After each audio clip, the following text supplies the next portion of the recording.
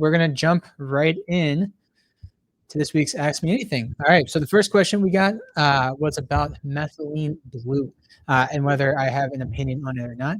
Methylene blue I've been asked a bunch about in the last, couple months. I think it's a big thing. I think Gary Breck is one of the guys that's really pushing methylene blue.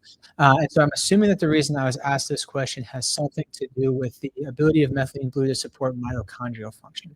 And so we have these cellular energy pathways in the body.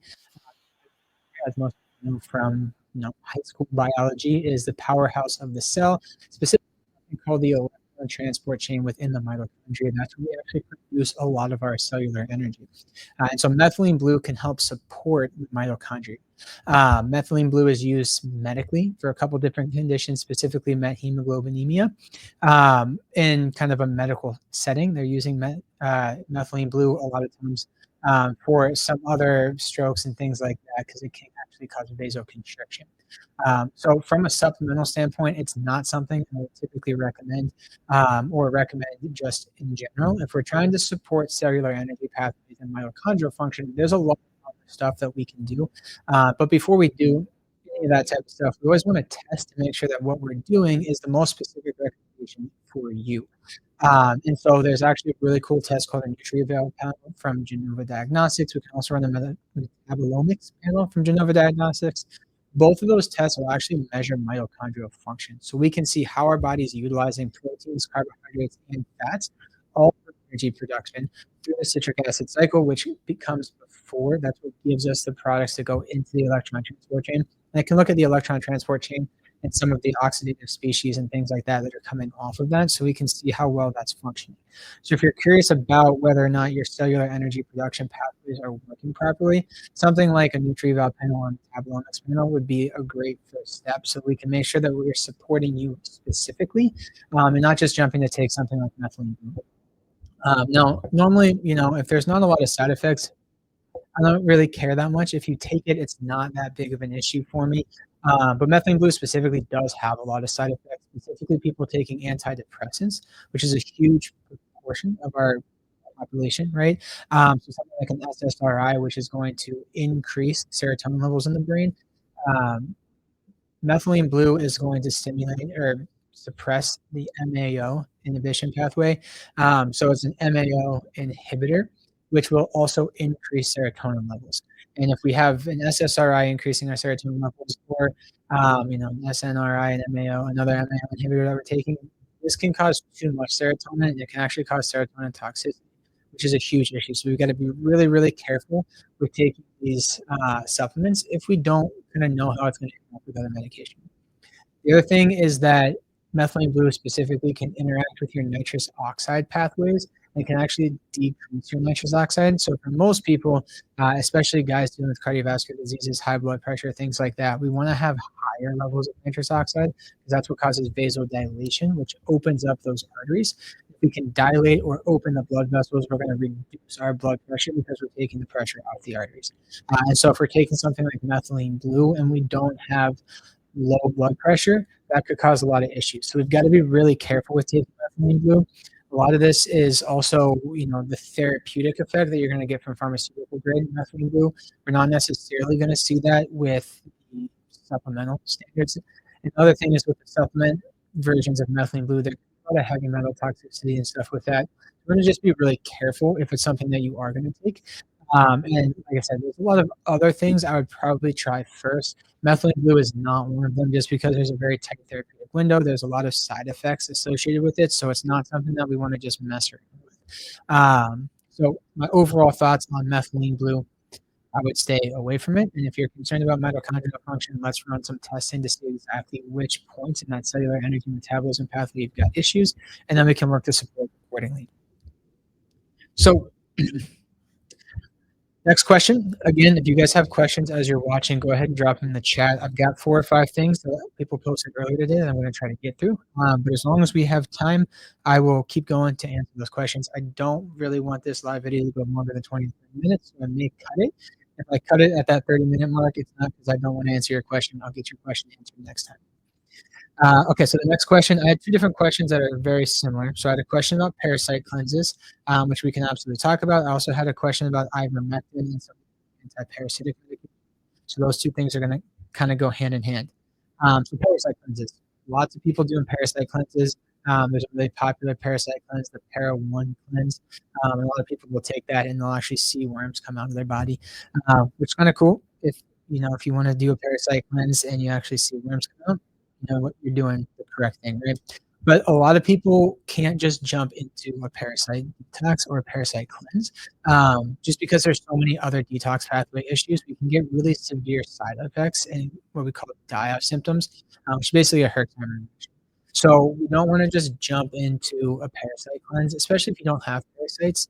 A lot of is it fine to do it? It's fine to do it if there's not a lot of side effects. So something like a Para One cleanse, we're probably not going to have a huge downside to that, so it's fine. But at the same time, we don't necessarily want to be doing all these things if it's not going to provide the highest value. So before we jump into any sort of parasite cleanses, I always want to run a stool test. The stool test is going to tell me what's going on from a functional standpoint within the gut, and I can see if we have parasites, if there's yeast, if there's bacterial infections, if there's digestive issues going on, what the overall microbial or bacterial environment in the gut looks like.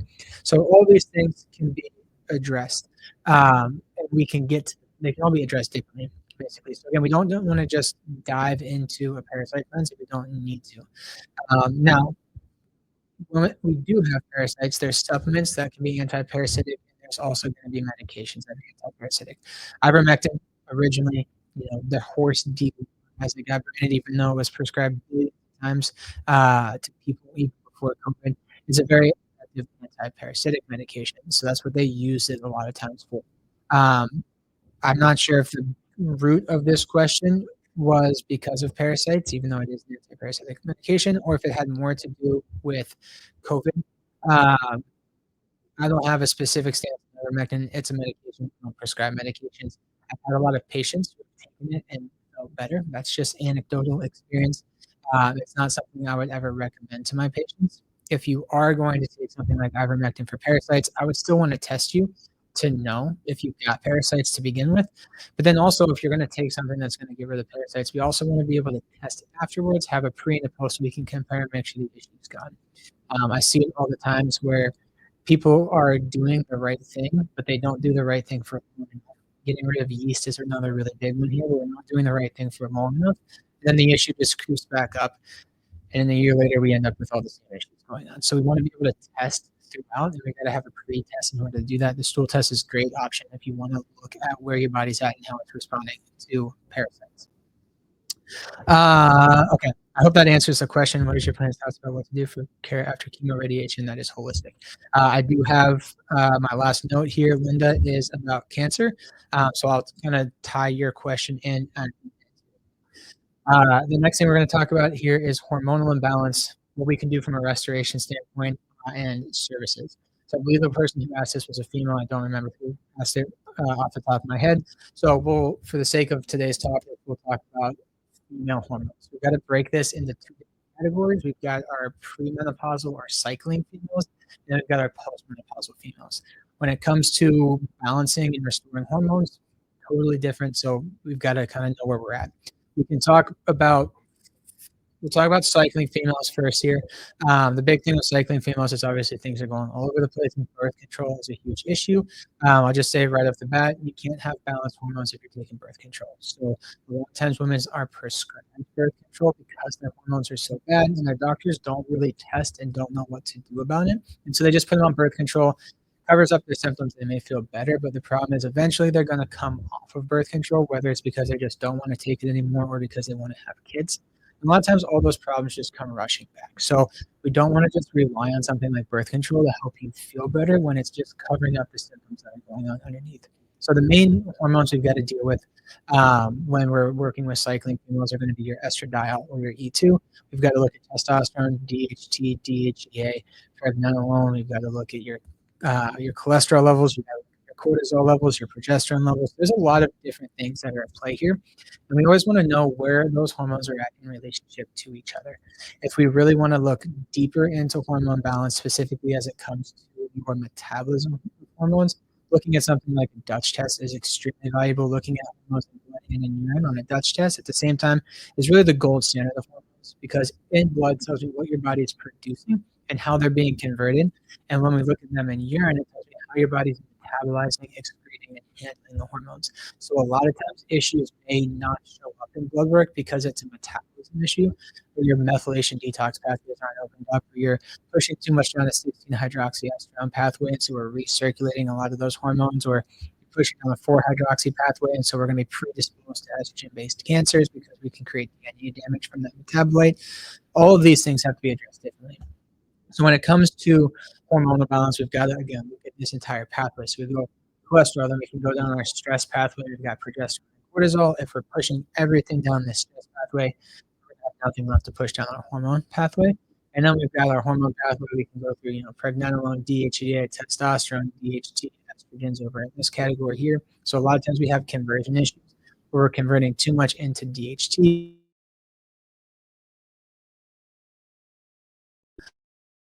That can go on with hormones, and they're really the only way to know is to just test. And once we test, we can get more specific with what we're starting to do to address those things.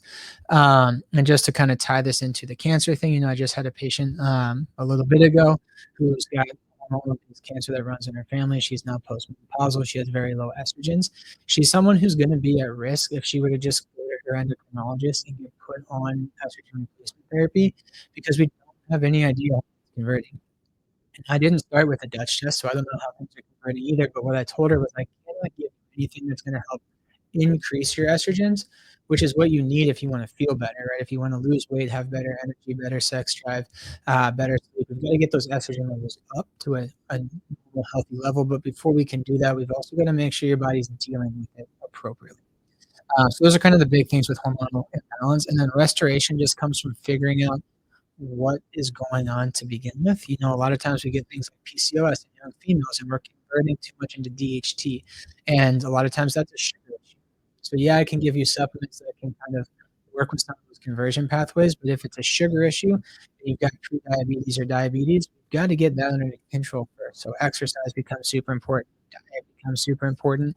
And then, kind of we can use some supplements again to work with those pathways there a little bit. But the answer with restoration is always what's contributing to this and how can we work to remove those contributory factors so that your body can function the way it's supposed to. So this question also asked about services. This testing is all stuff we do in the office. So if you're not a patient and you want to become one, we can look at the testing. We spend about 40 minutes going over all the testing, so you have a really good understanding of what's going on. We also work to put together a plan for you, and we work with you through the different steps of that, depending on what it is, to work on restoring normal balance within the body. So yeah, these are absolutely things that we can work on in the office. Okay. Next question here is about, so there's a couple different things: lymphatic drainage, red light, and sauna. Those may have all been tied into that hormonal question. So the question, I believe, was something around, do I like lymphatic drainage? Yes, I think lymphatic drainage is awesome. We were talking about kind of that Herxheimer reaction, the die-off symptoms with parasites. A lot of times we get die-off symptoms because we're releasing things into the body and we can't detox them. So mobilization of lymphatic fluid is super important for immune system function, drainage, things like that. So anything that you can do for lymphatic drainage, it's awesome. We don't do specific like lymphatic massages and things in the office. We'll talk to patients about dry brushing. A lot of times we do use the vibration plate after adjustments in the office. The vibration plate does help with lymphatic movement in the body. But yeah, I think lymphatic drainage stuff is extremely powerful. And the more things like that you can add into your wellness routine, the better you're going to be. Red light and sauna also super important. Red light also something that can stimulate those mitochondria. So all the way back to the methylene blue that we were talking about previously. Red light can be very healing and stimulatory for that. Sauna is super important as well. You can do red light saunas. You can do infrared saunas. When it comes to saunas, there's two different types of saunas that we talk about. So we've got like a traditional Swedish sauna, which would be the high heat sauna, getting up to 200 degrees. You stay 10 to 15 minutes. That's going to create a lot of heat shock proteins. You're going to sweat a ton. There's a lot of really science-backed benefits to that. They've been using it over in Sweden and stuff for forever, right? So those types of saunas are awesome. The sauna that we have at our house is an infrared sauna. So it's a lower heat sauna. It's gonna heat you up from the inside. Those infrared lights are gonna penetrate deeper into your skin, and that's gonna really increase blood circulation. It doesn't get as hot, gets about 130 to 140 degrees, and you're gonna stay in it for 30 to 45 minutes. There's a lot of other benefits. You're gonna release a much higher percentage of toxins from your sweat using a low heat infrared sauna than you are gonna be using a Swedish sauna. So where I may recommend a Swedish sauna for athletic recovery, performance, sweating, things like that, the infrared sauna is going to be more of our reduction of inflammation, cellular healing, toxin release, things like that. So I love sauna, I love red light, I love all that stuff. I don't think any one of those is going to be the one thing that changes your life. I think it's a really important part of a healthy routine, but we can't just be relying on those tools. The other thing is that those tools, you can do lymphatic drainage with a dry brush, so it doesn't have to be super expensive. You can go get one for probably $10 on Amazon, right? And do that every day. But think when we start talking about red lights and saunas and cold plunges, there's a lot of really awesome benefits, but the price to entry is a lot higher as well. So I recommend those for patients who are doing a lot of the right things already as something else to add into your wellness routine, but you can't just rely on that to be the one thing that's going to kind of carry you through. Um, okay, so let's make sure we're good on questions and stuff here. So looks like we're good. Okay. And then last thing here that I had previously was tests for cancer. And then we had another question from Linda here. What are your plans or thoughts about what to do for after chemo radiation? That's so we'll kind of dive into this. This is obviously a lightning rod of a topic, so I'm not going to get super crazy specific on it. The biggest thing is just understanding that cancer is a mitochondrial dysfunction. So it's an energy system dysfunction within the body. We know we have damaged mitochondrial respiration and oxygen utilization and sugar utilization in tumor cells. So from a foundational standpoint, we want to understand what's happening with your cellular energy pathways. We know it's toxic exposure. We know it's oxidation. There's a lot of things that can cause that. Sugar and metabolic diseases are one of the biggest predetermining factors when it comes to cancer. So if we treat cancer as a metabolic disease, we're not necessarily treating cancer as much as we're treating the body. Chemo radiation, great, they can save your life. They can also kill you, and that's a problem with cancer treatments in this country today, because we don't really have a better answer than we're going to basically kill and destroy your body. We're going to hope that your body lasts longer than the cancer does. So some cancer treatments are more effective than other cancer treatments, but at the end of the day, it's basically just destroying your immune system and hoping the cancer dies before your body, or cutting out the tissue that the cancer is growing in. There's not a whole lot of emphasis on the environment within the body that allowed the cancer to grow in the first place, which is why all too often we end up seeing that cancers come back again, 5, 10 years later. And that's why you've got to do all these things, and you don't technically get the clear until 3 to 5 years after, when the cancer hasn't come back. And so that's kind of where we can come in. We're not treating the cancer itself. We're treating the body that allowed the cancer to grow. We know it's dysfunction in the immune system, it's dysfunction in the metabolic pathways. And if we can work on all of your metabolic processes in the body, we can help to support that healing process. There's also a lot of research that talks about things like reishi mushroom, turkey tail mushroom, cordyceps. So there's a lot of medicinal mushrooms that have been studied for thousands of years that we've been using for immune system support. And there's a lot of really awesome research that supports the utilization of mushrooms even during chemotherapy and radiation. Unfortunately, your oncologist isn't going to talk about this, but if you go to the American Cancer Society's website, there's a whole page on mushrooms and their utilization and effectiveness as an adjuvant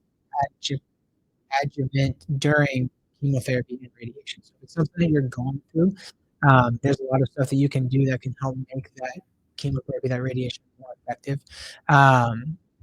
And if you've had a cancer diagnosis in the past, you've gone through the chemo, the radiation, then our job becomes understanding what's going on within your body that can allow that to happen.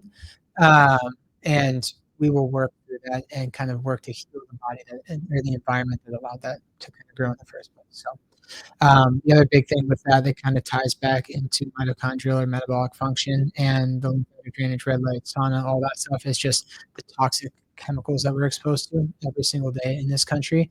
Our body's detox systems are completely overwhelmed, which is why so many people struggle with something like a parasite detox, because they're going to kill the parasites. The parasites are releasing a bunch of defense chemicals, and the body can't properly detoxify itself. And those defense chemicals can actually make you more sick than the parasite did in the first place.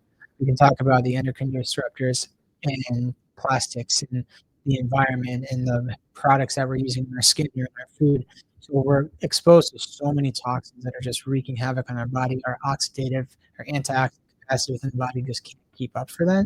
And then we wonder why cancer goes an all-time high, right? So we got to focus on the cancer a little bit, but we've got to focus on the terrain and what happened within the body and within the environment that allowed that cancer to grow in the first place if we really want to get this change. So, any other questions or anything before we hop off here for this evening? Nope. Well, if you're watching the replay, if you made it all the way to the end, drop a little wave button. Let me know you watched it. Post any comments that you guys have for next week's video down below. I'll make sure to get them answered. And I'm going to try to jump on and do these lives every Tuesday, somewhere around 5:30 or so. It just depends on when I finish up the patients for the end of the day. So take care, guys. I hope you guys got a little bit out of this, and I look forward to talking with you guys here next week.